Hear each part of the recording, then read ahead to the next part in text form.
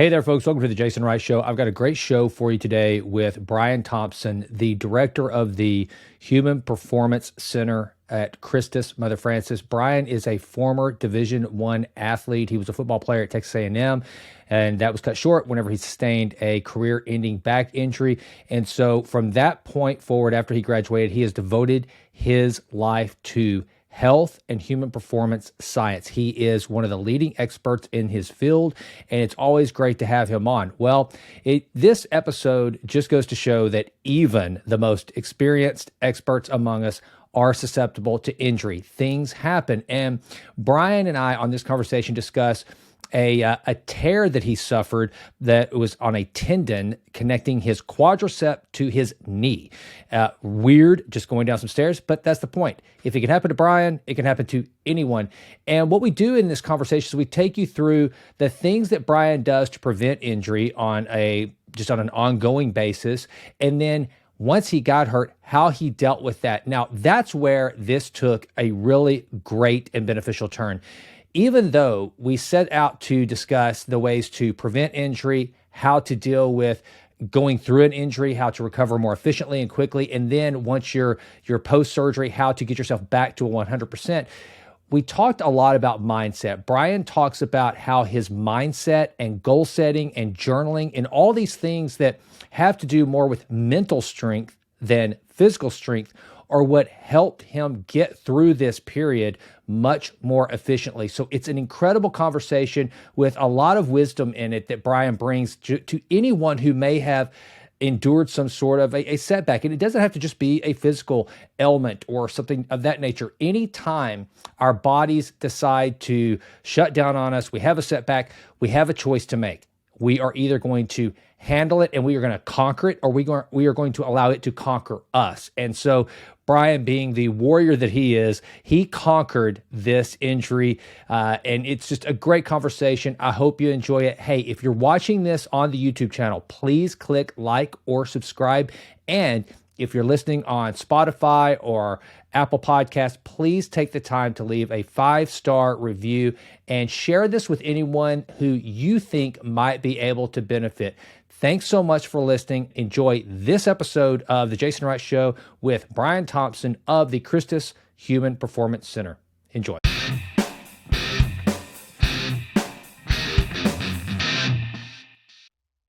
Well, hello, everyone, and welcome to The Jason Wright Show. I'm excited to have Brian Thompson back to talk to us today. As a reminder, Brian is a frequent guest on the show. Can't get enough of his wisdom and knowledge. He is the director of sports medicine, as well as pretty much everything that happens at the Human Performance Center at Christus. And I love that we're talking to you about this, Brian, because I hate that this happened to you, but I know that you sustained an injury. Wasn't your first. I mean, you're an incredible blue chip or former blue chip D1 athlete that suffered injury. But here recently, as a still incredibly athletic guy, you had an incident, had to have some work done. And you're also a human performance expert. So you were prepared for something like this happening. Then you've had to heal through it. And now you're on the other side of it. So I'm really excited. Again, I hate that you went through this, but I love that it happened to someone like you. So, because you make such a great case study for the things we love to talk about on the show. So I guess, and we'll go however you want to with it, but I am pretty curious about kind of the things that you always do before this happened, what you're doing to constantly keep yourself resilient, the training you do, balance work, stretch work, all of that. And would you do anything different? I know one of the things that I think we'll probably cover today is that your recovery was probably infinitely faster and quicker than most because of the precautions and the work that you did prior to, which I think that's something I really want to, hone in on during this conversation for the audience, that it's not just about being an athlete. And it's not just about keeping yourself safe if you are an athlete, but also in the instance that you do get hurt, because it can happen to any of us. It happened to you. I mean, the director of, you are the human performance guy, right? It can happen to anyone. So with that, I know that's a lot of babbling, but I'm just kind of excited to kind of dive into this. So let's start with kind of where you were up to the injury and just kind of the chronological order of events, and then how you have processed through or walked through this to in a way that this audience can kind of take some notes and think to themselves, how can I prevent it? If it happens, here's what I do, and here's how I recover quickly. So with all that, BT, take us through this. Well, Jason, first off, the first thing I got to do is I got to thank you again for allowing me to come back on your show. This has been an absolute privilege. I believe this is the third time I have been on your show, and every single time that I'm on it, it's just an absolute privilege. So thank you again so much for allowing me to come back on your show. It's absolutely just an honor for me. So thank you. But to answer your question, though, to kind of start this whole thing off, yes, I was a former Division I football player. I've sustained multiple injuries throughout my career, and I actually had to retire from football due to a lumbar, which is the lower back injury as well. So I'm no, I guess you could say, rookie to injuries or even surgeries when it comes to that. So, but the fact is, though, is this particular injury kind of really stuck with me because I was very unfamiliar with this particular type of injury that I got. And probably about 6 weeks beforehand, I was getting into really, I guess I could say, the best shape of my life at that time. I had just finished a trip in Bozeman, Montana, where we did hours upon hours and an uncountable amount of miles of hiking. And it was absolutely incredible. Everything was perfectly fine. I was also training for the upcoming High Rocks event in Dallas, Texas, which has kind of become my new obstacle course racing. I really love that sport, and that's a story for another time. But one day, I got a phone call that my mother needed some help at her house, and so I had to leave work a little early. And I was a little bit distracted. There was no doubt about that. But I was just walking down the stairs, no big deal. It was as if it was another day. And the next thing you know, I'm on the floor. So I had just fallen down the stairs. My knee tried to catch me, and it just didn't work. And I just fell to the floor. And when I hit the floor, I was in shock. I knew exactly what had happened. My kneecap was not where it was supposed to be.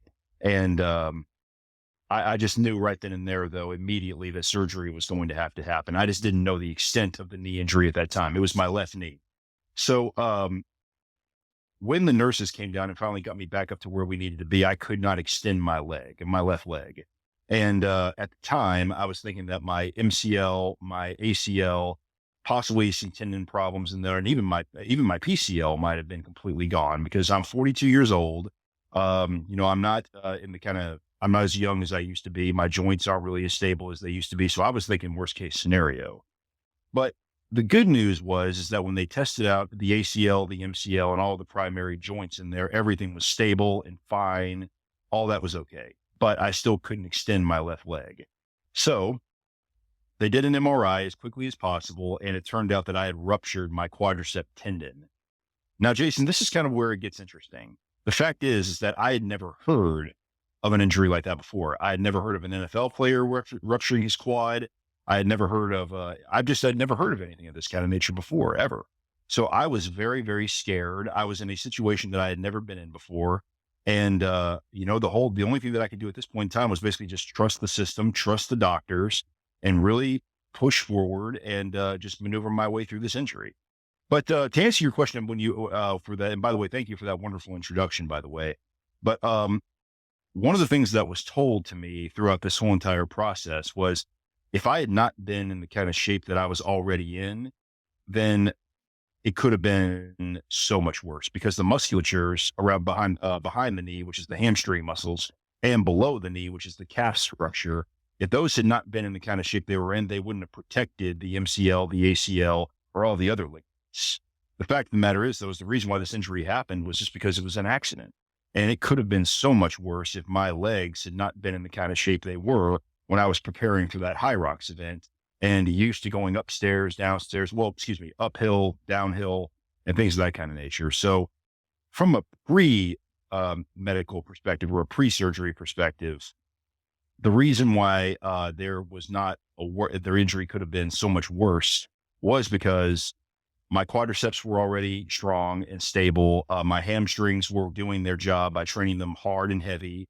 My calf structure was actually doing very well in the lower limb.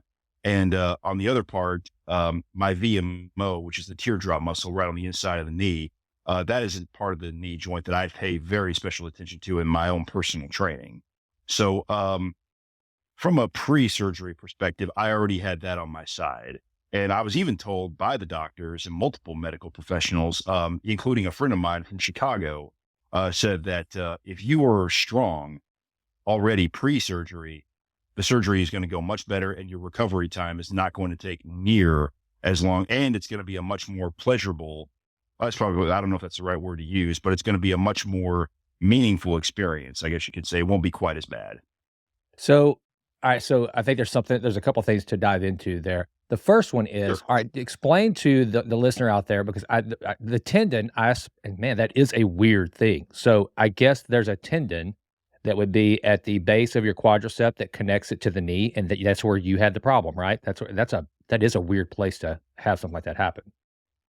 It really is. And that's why this whole situation kind of caught me so off guard, is because I had never even heard about it, to be honest with you. I didn't even, I mean, I've been through anatomy and I've been to school for all this kind of thing though, but you just wouldn't think something like this could ever really happen. So, the quadricep tendon is the tendon that is right below the bottom part of the quadricep muscle that attaches to the kneecap. So, it's basically kind of like at the top of the knee, at the bottom of the quad. So when your knee kind of bends forward like this, when you're falling, it overextends, I guess you Hmm. could say. And and if the tendon is overstretched when you're falling forward, for example, then the quadricep tendon is going to either pop or overstretch. Now, what we were hoping for is that it was only going to be a modified stretch or a modified tear, which would not require surgery. But unfortunately, mine was a 100% tear. Dude, God, that's terrible. And so, therefore, listeners, if you're it just goes to show, and by the way, you're walking downstairs. I think most people listening to this at some point in their life are going to be walking downstairs, so it can, in fact, happen to anyone. And I know one of the things that you and I have talked about, and this is where I want to talk while we're on this kind of pre-injury discussion. You and I have talked about Mhm. the work of Ben Patrick, and he's over toes guy that has in a lot of the things that we're hearing more about with regard to protecting the knees, protecting the tendons near the knee. What are some of those things? Now, granted, you were training for a specific event. You train anyway all the time to keep yourself in peak physical condition. To the average listener out there, just the average Joe that thinks, you know what, I'm gonna always skip leg day. I'm not gonna do these things. I'm not gonna do resistance training of any kind. I think we've made the case that yeah, you probably should. But kind of what would be your minimum effective dose, Brian, for someone who wants to, again, it can happen to anyone. So therefore, it might happen to any listener of this show today, but also how they can set themselves up though for success in the instance that this happens. What's the minimum effective dose that you would, just from a exercise? How long? What's the dosage? What's the actual movements that you would recommend? Both for somebody that will only do body weights, those that will actually go to the weight room or the garage and do kind of some resistance training. What is that minimum effective dose as you see it? To answer that question, if let's begin from a perspective of if you have somebody out there in your listeners who like to only do body weights, for example, my advice to you would be to learn how to body weight squats. If you can just accomplish 50 body weight squats perfectly throughout the day, 50 total in a day, then you're going to be able to set yourself up for much more success when it comes to walking upstairs and walking downstairs. Your knees are going to be stronger. Your quads are going to be stronger. You're going to have much better mobility through the hips, and your hip structure overall is going to be much better. My second piece of advice on that one for body weight trainers out there, or for people who are listening to the show right now, would be also to learn how to do the walking lunge, not a lunge in place or not just split squats, but to actually learn how to do walking lunges. The reason why is because the walking lunge activates so much more of your gluteus muscle, which is your butt muscle. And if that is strong, then the entire portion of your entire lower body is going to be much stronger. Always remember that if you can master a body weight squat and walking lunges for maybe throughout the day, if you can get in maybe 40 yards to 50 yards, I know that sounds like a lot, but it really isn't. But if you can just master those two movements from a body weight perspective, you're going to set yourself up for success. And if, God forbid, you ever do fall, your hips and your legs are going to be much more prepared to take on the trauma of something of that kind of nature if you master those two movements. One of the things I like about these two movements, I'd like to get your take on this, is those are great little micro workout moves too. I mean, They you can are. do those throughout the day. That's one of the things that I've come to appreciate more as I've gotten older is that uh, there are two things. One, you don't have to isolate your training to some soul crushing workout early in the morning or whenever you get your workouts in. And two, I am of the thought that if you're just getting up and doing your workout, morning workout, whatever that dose is for the day, and that's it. The rest of the day, you're sitting at a desk, you're never doing a push up, you're never doing an air squat, you're never doing the walk, you're not doing anything else, then you're probably doing it wrong. So even if you do the workout, I think those micro workouts throughout the day are absolutely fantastic to keep your body moving. But secondly, if you're not going to do the prescribed workout, then at least go through the day and do something. Everybody can get up and do an air squat. Everybody can do some walking lunges. Now, one of the things I got a question about is the form on the walking lunge. So I've seen both. I referred to Ben Patrick earlier, the knees over toes guy.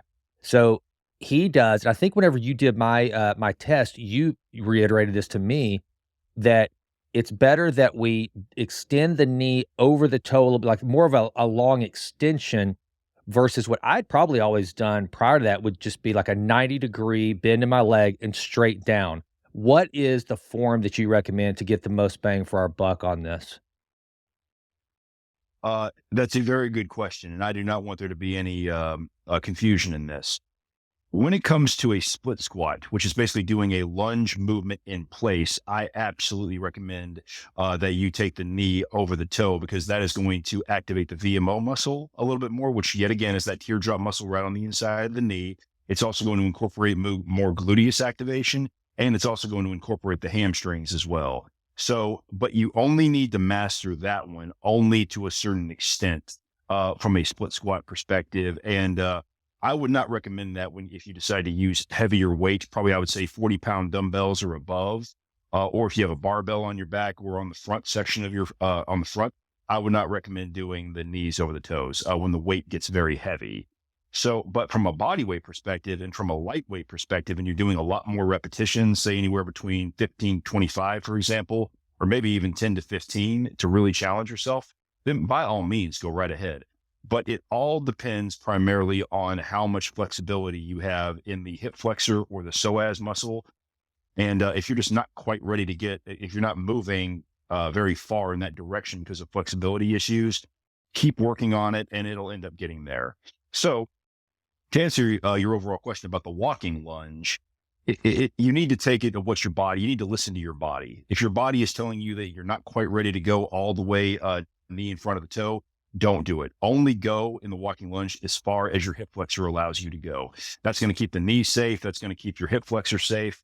And it's basically just going to be you telling your body telling you what to do in that perspective. One of the not workouts, one of the actual moves that I've started doing probably within the last year just because I didn't know anything about it until I heard how important it was, and now I do it, is depth chargers, where I'm getting up on an elevated level, like one of my boxes, and jumping off the box and landing real soft. And it's one of those things, Brian, Yes. that if when you see it happen, even when you do it, you feel like this can't be doing anything. But Mhm. I do it because all the smart people like you say that I should do it, so I do it. Talk a little bit about what a depth charger is, what's going on there, and would it be something that, as we're training for prevention and overall longevity in this regard, is that helpful? And kind of just give the listener an understanding of what this exercise that they Sure. probably have never thought about because they're always hearing box jumps, box jumps, right? As opposed to Yes. actually the reverse. So talk a little bit about that. Well, Jason, what's kind of funny, let me ask you a question since we're talking about from an injury perspective. You don't have to answer, but this is something, though, that's kind of that might get into the minds of your listeners. The fact is, though, is that when you fall or if you have an accident that actually causes an injury, most of the time, like my injury, for example, was an eccentric movement, which means that I was falling forward. Yep. So the fact is, though, is that my body was already used to that action.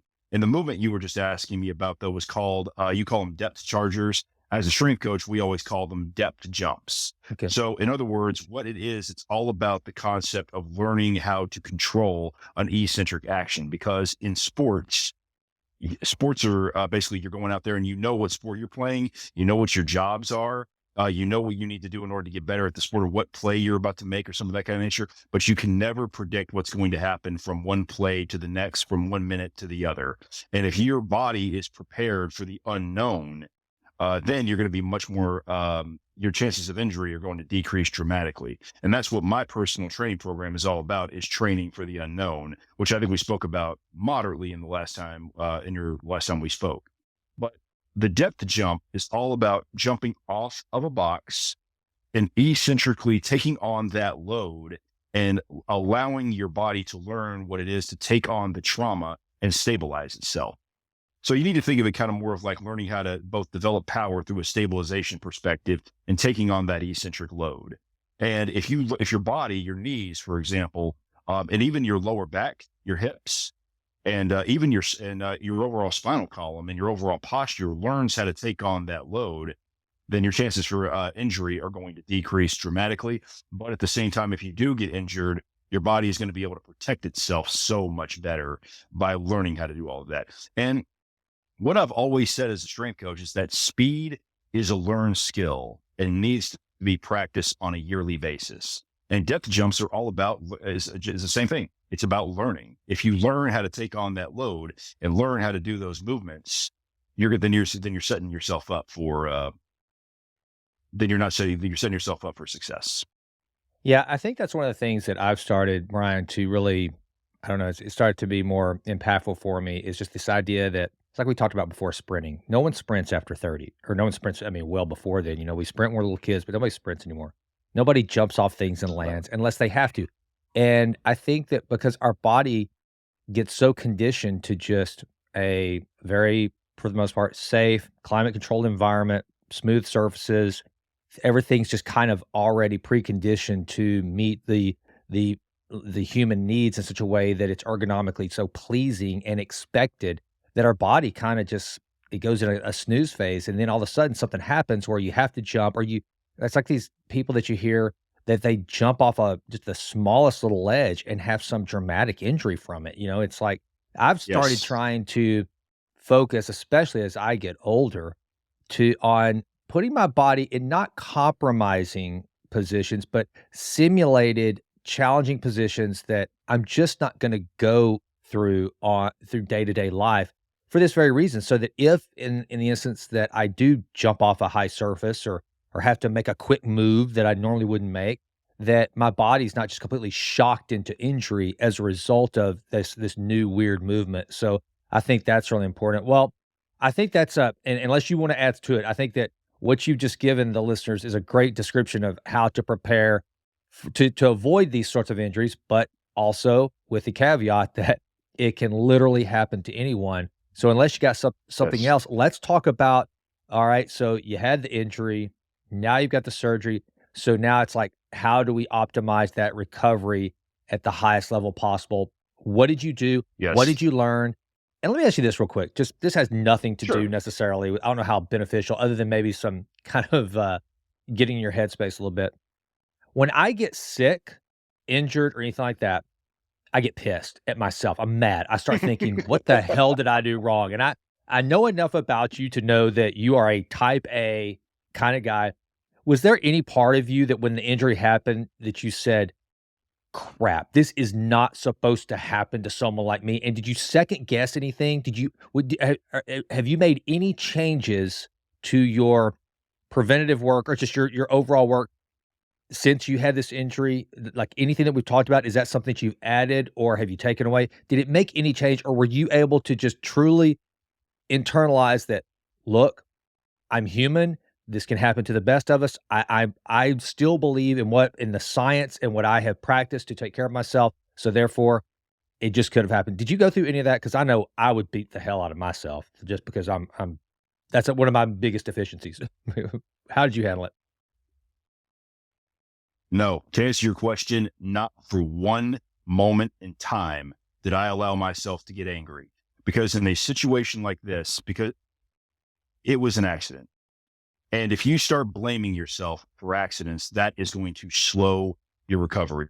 I am a big believer that laughter, that being positive is the best medicine for anyone who is sick, for anyone who is injured. And so from the moment that I saw that my kneecap was not where it was supposed to be, I stayed in a good mood.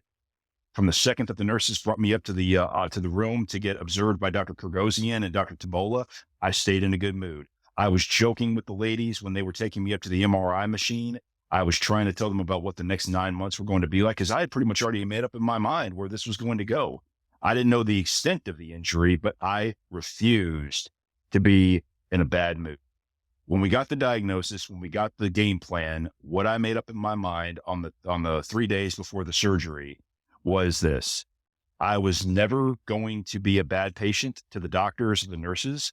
I was going to be still a phenomenal husband to my wife, who did such a great job taking care of me, and I was not going to make her pay the price for that.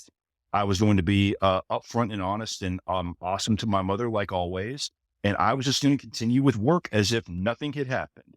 But if people who get injured, it is so easy to get angry, and people are going to do that. But the way I looked at it is that I told myself that if I could stay in a good mood and mentally prepare for what was about to come forward, then I was going to be able to just continue getting away from this injury as quickly as possible and getting back to what I was doing. So one of the things that I am so proud of is the day of the surgery, when I got back home, my wife put me up in bed. We got my leg elevated. We started icing it. I got a notebook and I wrote down what my goals were going to be for the next 6 weeks. And my primary goal for the first 6 weeks while I was on bed rest was to, number one, always stay in a good mood. Never under any circumstances get angry. Always joke, no matter how much pain I was in, no matter how desperate I was to get back into the gym or do the work that I was doing. I basically told myself it is time to stop thinking about all of that and say to yourself right now, the bed, that's where your gym is. You've got to figure out a way in your bedroom or wherever you are at that time to figure out a way to continue getting your blood flowing. But to answer your question, though, I don't want to ramble on about this, but I've always said to myself that I found ways to laugh.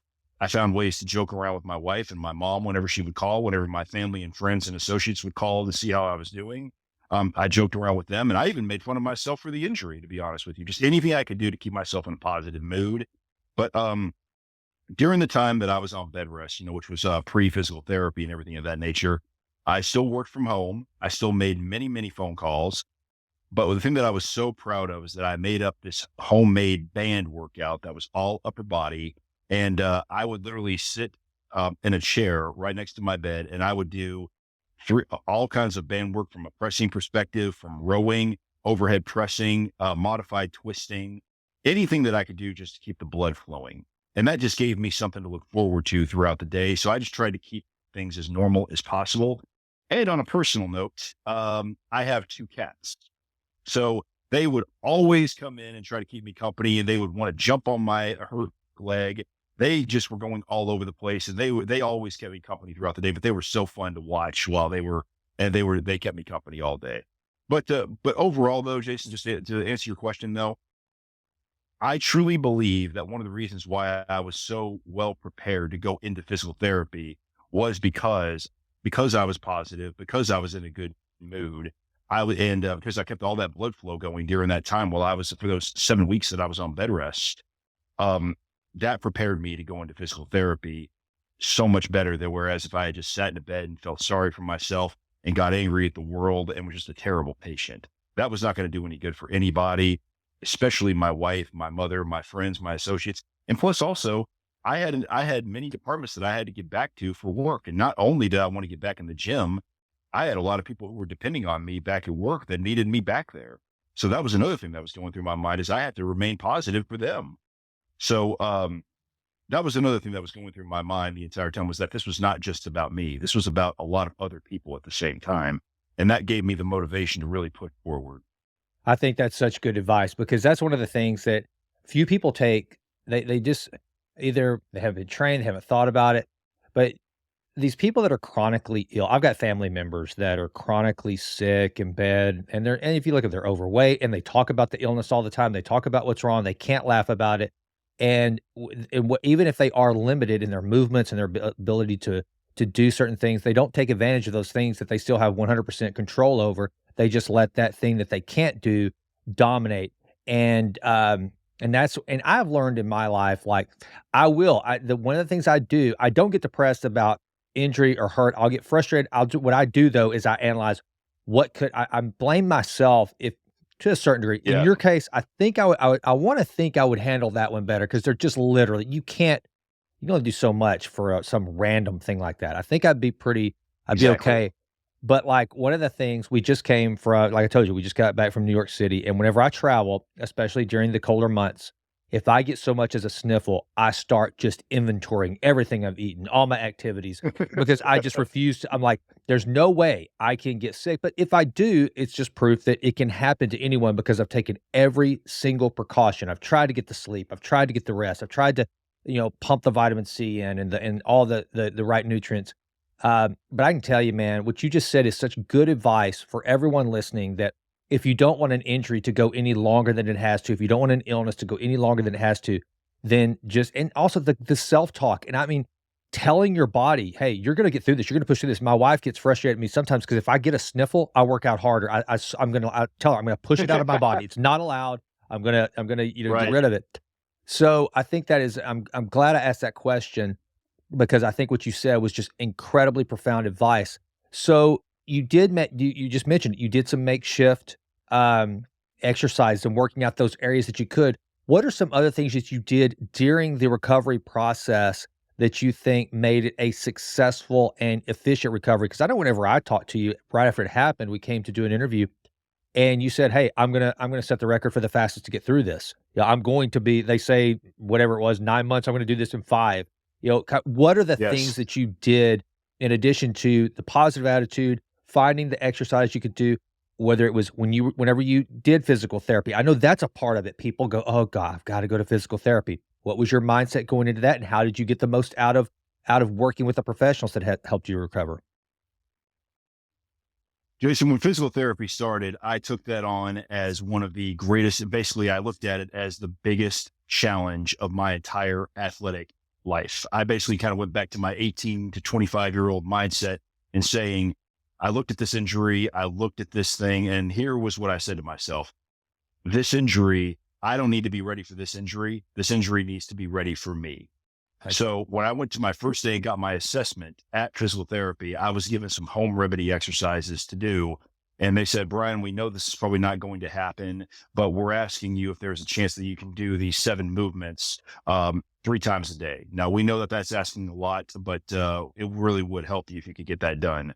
And Jason, this is absolutely no joke. Not only did I do it 3 times a day, I did it 5 times a day, and I was still icing my leg for not just 20 minutes a day, a couple of times a day. I was doing it for hours a day. Everything that I was doing during the course of that protocol was based on getting those movements done, icing it, and I was taking supplement after supplement to try to keep myself healthy. It wasn't based primarily on getting stronger, but it was based primarily on just staying healthy. And I was also continuing the upper body movements at the same time, which means that my body was continuously staying strong or basically staying as healthy as it possibly could. So when I went into physical therapy, I was in the best shape I could be at that point. But when I went in there for the first actual session, the first couple of sessions were all about flexibility. And Jason, this is absolutely no joke. I am not a glutton for pain, but I have a lot of good endurance for pain. But when they started stretching that knee out the first time, it was absolutely on a scale of 1 to 10, about a 12 in the concept of pain. But these physical therapists here at Christus Trinity Mother Frances Orthopedics are amazing. They are the best of the best that I have ever seen. And they just did an incredible job, but they did not hold back and they had no mercy on me. And so when it hurt more, I told them to go further. When it seemed like there was no holding back, that they were going to rip the quad all over again, I told them to keep going. And every single time that I went and saw them for, which I believe was, I wish I could remember how long I actually went to physical therapy. It was, I want to say maybe 8 weeks. I think it was 2 months if I remember correctly, but my goal was every single day was to make an improvement. And when I was getting more mobile, I would walk around my house and I would walk around the Christus Center on my crutches to get some walking in. I would continue my upper body work. And when I was able to get back into the gym again, because when I was mobile enough to do that, this is one of my favorite stories. Is I would actually go to our equipment in the Human Performance Center, and I would sit down in a chair, and I would literally do rows in a chair. So anything that I could possibly do to give myself strength. So while I was in physical therapy, while I was activating my legs again, I was getting stronger in the upper body. So if you combo that together, that's going to end up kind of pushing the reset button and kind of helping this recovery process go much faster. So I was just doing every little thing I possibly could. And during that time, I was also watching movies like Tommy Boy, Ferris Bueller's Day Off, Men at Work, anything that I could possibly do to make myself laugh. And I was eating healthy foods, but at the same time, I was also enjoying myself, trying to, really just having such a fun time with my wife. And, but I was just, if there was anything at my disposal that I could do to make this process go faster, again, it was a mindset of just saying this injury has got to be ready for me. And before you know it, I was on a treadmill, jogging again. I was on a bike, biking again. I was doing pistol squats and leg extensions, and I was going up and down stairs again. And every day was an improvement. And it was just like, it was one of the most fulfilling and rewarding and amazing experiences. I know this sounds crazy though, but this injury really showed me that if you are strong in the mind, then you can accomplish whatever you want though, when it comes to anything physical.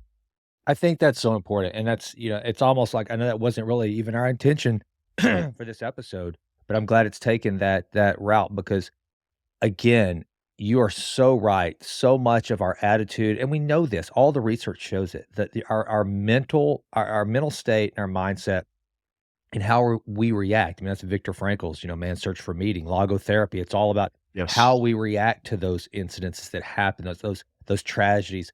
And like Viktor Frankl said, it's the last of the human freedoms is to choose our attitude and how we will handle any given situation in our life. And the way you did it, it's a testament. And I also think that, like, one of the things for me at this point in my life, there's few things that will really rattle my cage like being, injured or sick, because my training means so much to me. I don't have hobbies. I don't it it's just what I love to do so much, and so I really have to, in when I do have those times where I have to pull back for whatever reason, I really have to get myself in a state of mind that is healthy. But what you said is very cool, man, because it's exactly how I handle it. It becomes a challenge. How quickly can I overcome this? How can I leverage the other training I've put in, which is my mental training, to get through the other? I mean, as men in 2024, we don't get to slay a lot of saber-toothed tigers anymore. We're not out there,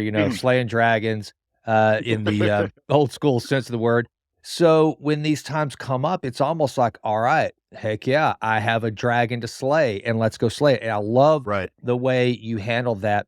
And I got to believe that it made the whole thing, and it's a whole reframing, right? It's like, "Oh, this is just a battle. It's just another challenge and battle in life that I've been given." Like, I know you do a lot of the Spartan races and a lot of these unbelievably physically challenging, races. That's who you are. Well, this just became one you didn't ask for, you didn't sign up for it, and you don't get a medal and a T-shirt for it, but you were there, so you went ahead and you ran the race, and so very cool. Now, how much and when you're going through this, so they had a timeline set.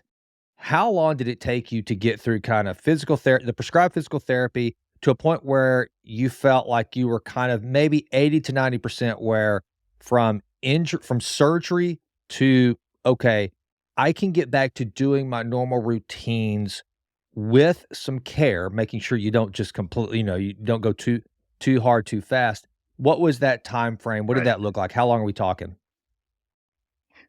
I would say for me personally, it took about probably about 4.5 to 5 months is when I started feeling confident again, if that makes sense. Yeah, sure, So, absolutely. but overall though, it took about, I actually kept a 180-day calendar. I actually kept a journal and a training, kind of a journal slash training log of everything I did at my house, from physically, mentally, even spiritually. I kept a journal of everything. Everything that I was feeling those weeks, I wrote it down. But it took about 100. I would say I took about a 180-day calendar to where I felt like I was fully confident again. Now, the fact is, though, is that here I am, a little over 180 days. I think it's about 191 days now, if I remember correctly. And I am still taking care of this injury. I'm not sprinting just yet. I'm still got a few more months left before I can start doing that again. But the fact is, though, is that I'm back to my old regimen, which is lower body, upper body, and core, and then repeating the process throughout the week. So I'm back to my regular pattern again. I'm walking upstairs and downstairs with confidence and carefree. But at the same time, I mean, I'm carefree, but I'm careful at the same time. I know it kind of contradicts, but it's getting better every time. Let's put it that way. And I'm back to doing my conditioning workouts again. And my goal is to use all of the year of 2024 to get into the best shape of my entire life. At 42 years old. I'll be 43 by the end of 2024, obviously, though. But my goal is to be able to not only complete the high roxes in 2025, but it's actually to be able to compete in my age groups to possibly win those age groups. So I'm going to take this injury and I want to take it to the next level. But to answer your question from earlier, though, I would say probably with everything that I did, normally in an injury like this, it can take anywhere between 6 to 9 months to kind of get your confidence back and start to get back to kind of a confident function. But but I would say in kind of the normal general population, an injury like this takes about a year to recover from. But after about 4.5 to 5 months, I started really feeling confident that I was able to get up and move around with very good confidence. That's awesome, man. I keep hearing the same thing over and over. You set goals, you set goals, you set goals, and the journaling and all of it, Yes. it's just so important. And I got to give a shout out to some of the folks over there. I actually had 3 friends that performed. The only time I ever tore a tendon, I was when I was in graduate school at SMU. We were doing a ropes course, and we had this bright idea that so you had to go Oh, over no. the high wall, and the deal Yes. is you were just the way that it was designed, you were going to have one member of the team by themselves, and you had to figure out how to get that member of the team up over the wall. And so Yes.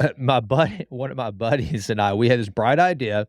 Okay, let's leave John Perry, this guy that's great athlete, former Division I swimmer. He was actually a swimmer at SMU during undergrad. And we thought, okay, John, you run as fast as you can and jump, and Will and I will grab you by the hands and pull you over. Okay. Okay. So literally, as a former strength and conditioning coach, and now a human performance director, you can see how stupid this was, Brian. I pulled my arm out straight like this and wait for him to grab and then just pull. And immediately when I pull it, the tendon between my bicep and I guess my forearm, whatever, in my elbow in here, just tears. And I feel it. I mean, immediately this hot sensation. I'm like, oh my, and my bicep just balls up. I knew exactly what had happened. And I was like, oh crap. Well, I ended up finishing the ropes course that day. It hurt, whatever, but I was like, well, it happened. There's nothing I can do about it. Let's go ahead and get through this thing. On my way home, I call up Roger McGowan. No, I didn't. I called Rick Phillips up first. I called Rick Phillips, a orthopedic surgeon at Mother Francis at Christus, and I said, dude, I messed up. I said, I screwed something up. He said, all right, come in and see me. He got me in. This was a Saturday that it happened. By Thursday, I was in his office. He said, yep, you screwed it up. We're going to have to get you into surgery. And then he and another orthopedic surgeon that's with you guys, it's a dear friend, Roger McGowan. And then even the Yes. anesthesiologist, Scott Burleson, who I love to death. These 3 guys that are also buddies of mine. So I was afraid I was going to come out of this surgery with my head shaved or something like that because, it's kind of scary when you got 3 buddies that working on you in that compromising situation. But of course, they were all incredibly professional and had me out of there, went through the physical therapy, and it was just an incredible experience. I mean, we're so very fortunate to have you guys here in East Texas. Thank And you. so and that's the only surgery of that nature I've ever had. But to your point, one of the things that I didn't do was like, I was in a full arm cast and it sucked. But I was like, nah, just got to get through this. And those Yes. guys were just so phenomenal. So I can say I am a paying customer as well to Christus Orthopedics. So and it was as good of an experience as that could be, I guess. So there you go. There's my testimony. Well, Jason, you know what's kind of ironic, and I don't know if I ever told you this story or not, though, but I had an accident myself where my left arm got overextended, and I had the exact same injury you're talking about. Bicep tendon pull on the left arm up. Yeah. So my left side of my body is just kind of just like it's just like it just asked for trouble, to be honest with you. But yeah, Dr. Hobbs, Dr. William Hobbs, Oh actually yeah, no, performed Bill. both my surgeries Yeah. and did a wonderful job. And I would trust him with any kind of an orthopedic surgery. He is just absolutely incredible. But what was funny though is that my first day of physical therapy for the bicep injury was the uh, the physical therapist came out. I'll never forget. He came out with a 1 pound dumbbell and said, "Brian, you're probably going to be able to do this with ease, so don't worry about it." And he asked me to do a skull crusher. Well, I couldn't do it, Yeah. and he was actually laughing at. But the fool, but it was like not so he wasn't making fun of me, but he was just challenging. Yeah. And I will never forget. I got so angry, like we were talking earlier, but at the fact that I wasn't angry at the injury, but I was just angry that I didn't perform at the top level, even in physical therapy. Yeah. So I went into Smoothie King, sat in the parking lot, and turned on a song from Pantera called "I'm Broken," and I just got so pumped up, and just like, okay, that's it. I'm taking this on. I walked into Smoothie King and I just got one of those big, huge Hulk drinks to bring in the protein and try to recover as fast as I could. And again, on that one, I think a record might have been set for that one as well, though, to recover from this injury. And it's as strong as it's ever been. So I understand completely where you're coming from with that injury. But that's the thing though, man. You mentioned it. It's so many people when these things happen, they just react. They're just reactive to the whole situation as opposed to creating a plan. Like you said, like I said earlier, you keep saying set goals. You got to figure either you're going to happen to life or life is going to happen to you. And sometimes whenever the life happens, it sucks, but you get to determine how you're going to react. And it's I got to brag, man. You'll appreciate this one. We're talking on mindset and just attitude. Yes. So I guess it was gosh, 8 years ago, this past February, February 7th, I'll never forget it. My youngest daughter was diagnosed with type 1 diabetes. And so, if you know anything, and because at the time she was 17 and we didn't have a pediatric doctor, endocrinologist here in Tyler at the time, we do now, but we didn't. So they had to care flight her over to Dallas. And whenever you get diagnosed with type 1, or you think that that might be the diagnosis, then they basically have to check you into the hospital and, you don't get to eat for 48 hours. They're constantly testing your blood sugar. You're on an IV. It's just a terrible situation. And Abby, of course, at the time, she's 17 years old, and I remember we're over there at Children's, and she said, Dad, she said, I've thought about this, and she said, I could get really mad and angry. She said, but that just wouldn't do any good. She said, so I'm going to figure out a way to make the best of this. And Mhm. of all and I'm proud of both of my girls. They're both just exceptional young ladies. But Of that course. I'll always tell her, that was the day she became one of my heroes, is that, and Yes. to just to have, and ever since, and look, for I know we didn't come on here to talk about diabetes, but if you happen to be listening, folks, and Fine. you have a child with diabetes, that they'll tell you, all the experts will tell you, there will come a point where they're gonna get pissed and angry, and you have to just expect that, and she's had those moments, like when she went off to college. You don't get to function normally, but it was her headspace and her mindset that still to this day gets her through and reframing it, and it's just a challenge that she has in life, and so whether it's an injury, it's a an immunocompromising disease, whatever it is, man, I think that what you have said on this during this conversation is so absolutely profound, because there's people that are listening to this, man, that may have gone through a stroke, might have gone through a heart attack, might have gone through anything else. So it doesn't have to just be muscular or something of an orthopedic nature. Now, where I guess we've gone through pre, intra, now the post. We've talked a little bit about that, but what are the steps that you're taking to get into the best shape of your life, Brian, to make sure that you are back 110 plus percent? What are those things that you're doing to ramp up and to also ensure that you don't push too far? Because I got to believe, I know this is one of my problems. As I get older, I get a little bit better at this. Because by the way, you're talking about turning 43 at the end of the year, dude. I just this past weekend turned 49, brother. So, you got some catching up Oh, to do, my man. Um, Oh, I so appreciate. Okay, gotcha. yeah, so and I'm the same way. I'm like, it's just a number. I don't care. I want to defy the odds. I want to be able to do the things I want to do. So, Yes. what are you doing to make sure you don't overdo it? Which I got to believe is probably a tendency, other than your professional background. You understand this to such a degree that maybe it's not something that you deal with. I know for me, I have to be careful to not push too far. What are you doing to make sure that you calibrate and you actually hit those goals? What does that look like now? One step at a time. I am not looking at this entire situation as going 10 steps forward, because if I do that, if you look at a situation like this post surgery or kind of post physical therapy and getting back into it, if you look too far ahead, at some point you're going to take probably many steps backward, and you're also going to take the chance of re-injuring yourself.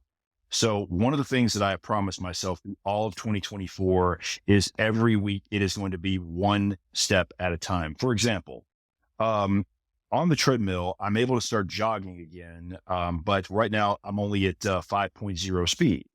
And that is fine. I probably could go a little bit further if I wanted to. I could probably be up to level 6 at this time if I push myself to that, but I don't want to take the chance. There's just no need for it. There is no reason for it, because I've decided to take 2024 to completely rebuild everything, to make sure everything is perfect. And everything in this kind of regard at this point in time, everything is going to be taken one step at a time, and just to focus on every single day and not focus on every single month, and not focus on what is going to happen 1 year from now. Every single day is going to be what I am focusing on at this time. So my personal program right now at this time is on Mondays and Thursdays. I'm focusing on the lower body. Everything from the lower body strengthening perspective is about unilateral, which is one leg at a time. I'm trying to get both of my legs equally strong and get that knee back to feeling completely normal again. And then on Tuesdays and Fridays, I'm focusing on my upper body from a push, pull, and overhead perspective, and just trying to get my upper body as strong and as functional as possible. But I would probably have to say that Wednesdays and Saturdays have kind of become my favorite days, because not many people do this. But from everything that I've been through in my physically active life has been a struggle because of my lower back injury. So I've decided to take 2 days of the week to dedicate to core. So I strengthen and do certain movements during my core workouts, which take about 45 minutes to an hour. And I strengthen the core just as if it's another body part. And it has changed the game for me from a longevity perspective. My lower back pain has virtually disappeared. I was so much more prepared to get in and out of bed during bed rests. And those workouts, in my opinion, have just really changed the game for me, is focusing 2 days a week on dedicating to core. Now, I'm also a big believer that in 2-a-day workouts, I do Same. conditioning in the morning, which is very right now is very. I'm just training all of the energy systems kind of on their own at this moment in time, which take about anywhere 60 to 75 minutes. I do that 4 days a week, and Wednesdays and Saturdays, my core workouts are kind of the times where I kind of back off a little bit. So it's really 4 days of 2-a-day hard workouts, and then 2 days of calming down the central nervous system, and then Sunday I just relax.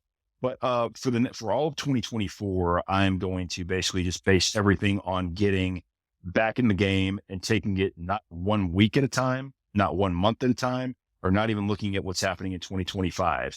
It is literally one day and focusing on every movement as if it's the last movement I'm going to do throughout my athletic career. And basically in my mind, I've made up next thing you know, it's going to be 2025. I'm going to be in better shape than I ever was, even when I was in college.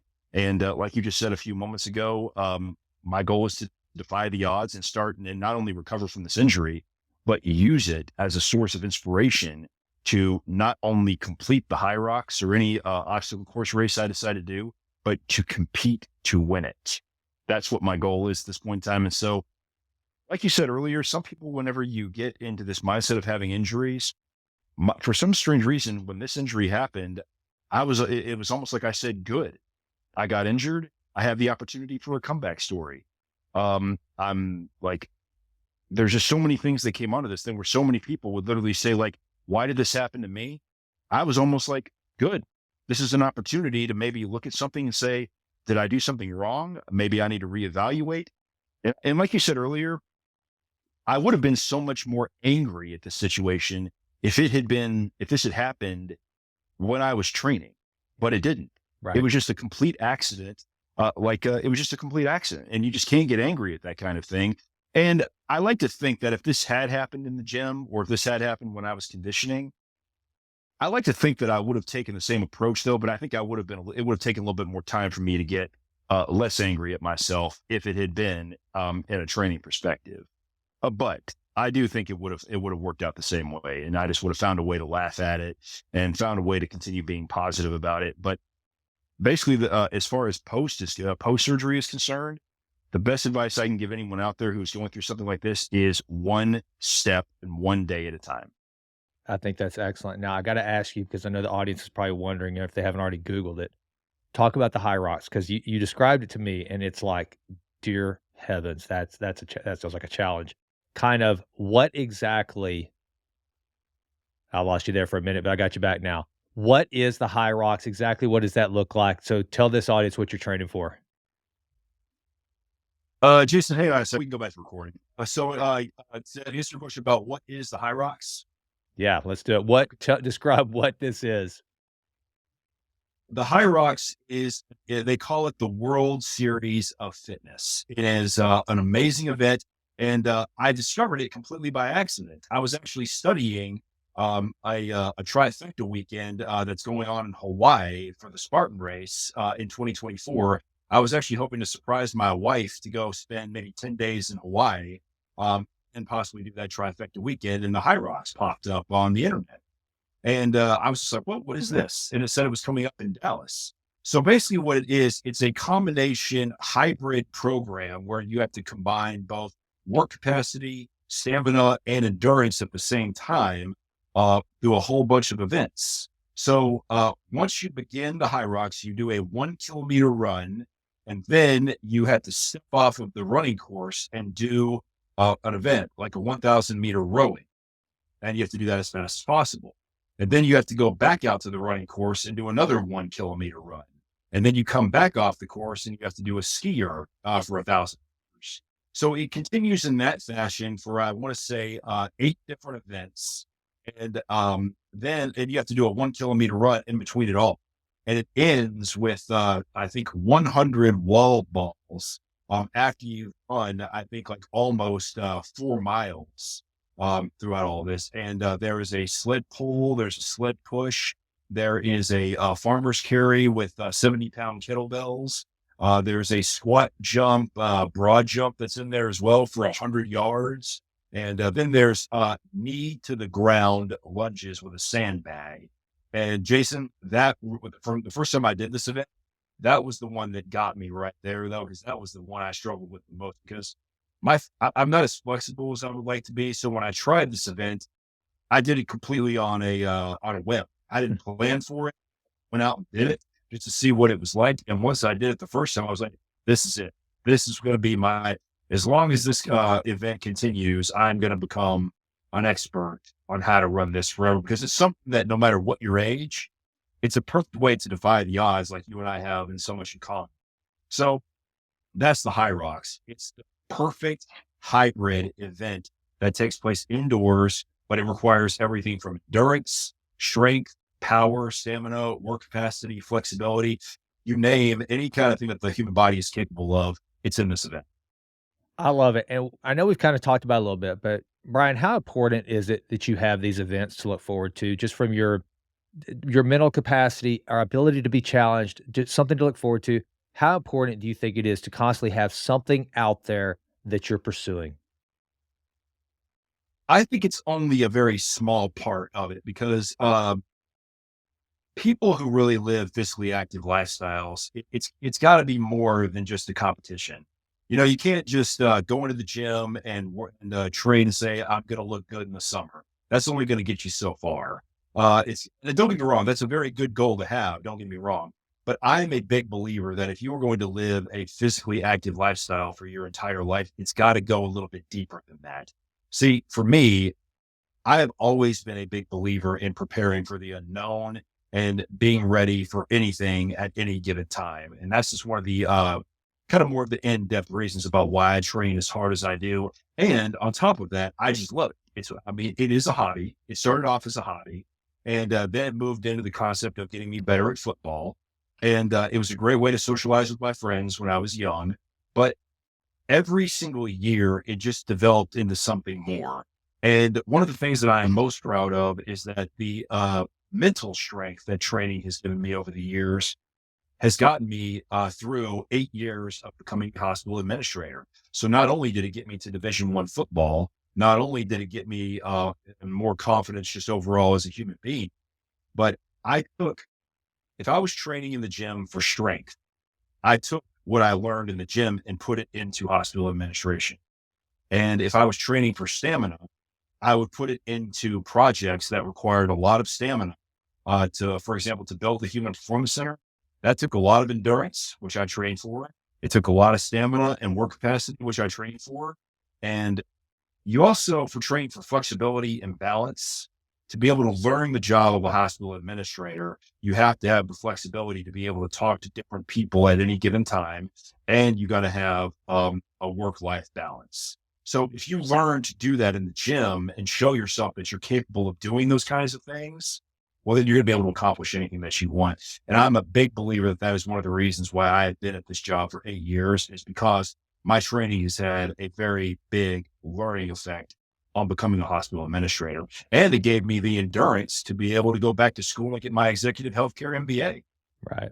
Right. Well, I think, yeah, tying a purpose to what you're doing is just invaluable. It just, that's what will get you through those. That's what will get you through those times when, willpower is not enough. I always tell people that whenever it's talking about training, people that have never trained before, willpower is not going to get you. Willpower might get you started, but you got to tie a purpose to it. That's going to pull you through those times that you just say, I just don't want to do this. You got to be pushing a higher purpose. So very good. Well, Brian, is there anything that we need to cover that we didn't? I think this was an incredible episode. Like I said, I think it became more of a mindset episode. I think it was great, all the stuff we talked about as far as how to prepare, go through if you get an injury, how to get out of it as efficiently as possible and how to recover. But man, I think there was a lot of gold nuggets of just of mindset in this episode. So, brother, this was fantastic.